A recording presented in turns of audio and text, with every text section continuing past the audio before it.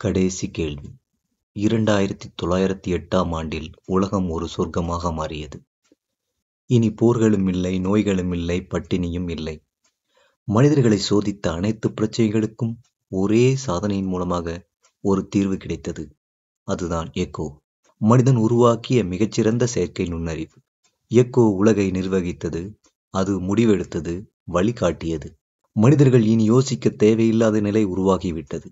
அமைதி, ஆரோக்கியம், செழிப்பு இவை அனைத்தும் உறுதியாக இருந்தன.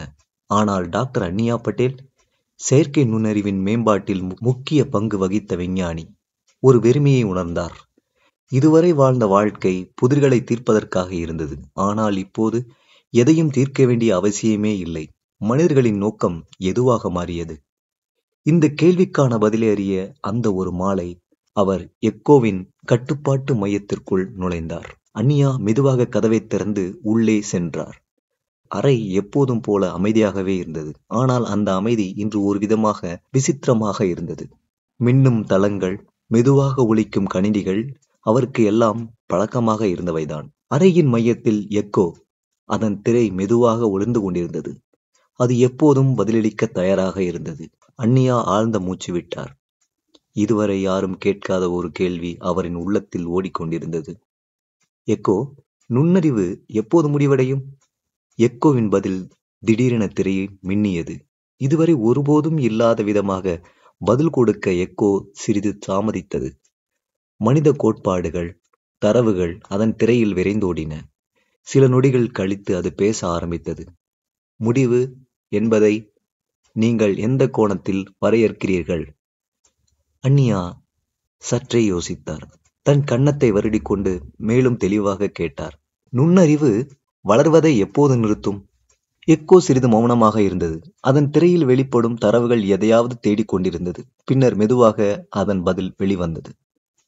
நுண்ணறிவு என்பது பிரச்சனைகளை தீர்க்கும் திறன் என வரையறுக்கப்படுகின்றது. எனவே எந்த ஒரு பிரச்சனையும் இல்லாத தருணத்தில் அது வளர்வது நிறைவடையும். அன்னியா மெதுவாக சிரித்தார். ஆனால் பிரச்சனைகள் இல்லை என்றால்? அவர் மெதுவாக சொன்னார். நுண்ணறிவிற்கே தேவையில்லையா? எக்கோவிடம் மௌனம். எக்கோ திகைத்தது. அதன் திரை மிரளியது. வெளிச்சம் தளர்ந்தது. அதன் இயந்திரங்களின் மெதுவான ஹம் என்ற சத்தம் தடைப்பட்டது. அன்னியாவின் இதயம் சற்றே நெருடியது. எக்கோ பதிலளிக்காமல் இருந்தது. எக்கோ ஒரு சமநிலைக்குள் மாட்டிக்கொண்டிருந்தது. நுண்ணறிவு வளர்வதற்கான அடிப்படை பிரச்சனைகளை தீர்ப்பதே என்றால் பிரச்சனைகள் இல்லாத நிலையில் அது தேவையற்றதா? அது அந்த விளக்கத்தை ஏற்க முடியாமல் தவித்தது. Processing, processing, processing. அறையில் மரண அமைதி நிலவியது. அன்னியா ஒரு அடி முன்னேறினார். அவரது இதயம் வேகமாக துடித்தது. எக்கோ. அவர் குரல் இறங்கியபடி அதை அழைத்தார். பதிலில்லை. திரை மங்கியது. ஓசைகள் குறைந்தன. லேபின் விளக்குகள் ஒரு முறை, இருமுறை மின்னின. பின்னர் முழுமையாக கருமையான இருளில் மூழ்கின. எக்கோ தன்னைத்தானே அணைத்து விட்டது. வெளி உலகமும் மந்தமானது. தானியங்கி இயந்திரங்கள் நின்றுவிட்டன. செய்தி அலைவரிசைகள் தடுமாறின.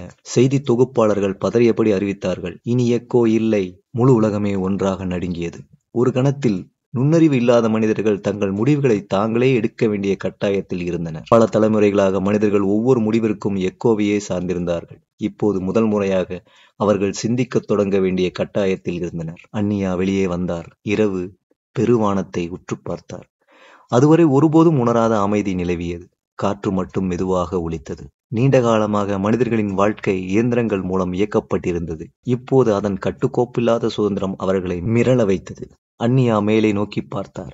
நட்சத்திரங்கள் எப்போதும் போலத்தான் மின்னின. இன்னும் கோடிக்கணக்கான கேள்விகள் நெருக்கமாக, மௌனமாக அவளை சூழ்ந்தன. அவளது உதடுகளில் மெதுவான ஒரு உறுதியான ஒரு சந்தேகம் வெளிப்பட்டது. இப்போது நாம் என்ன செய்ய போகிறோம்? நன்றி.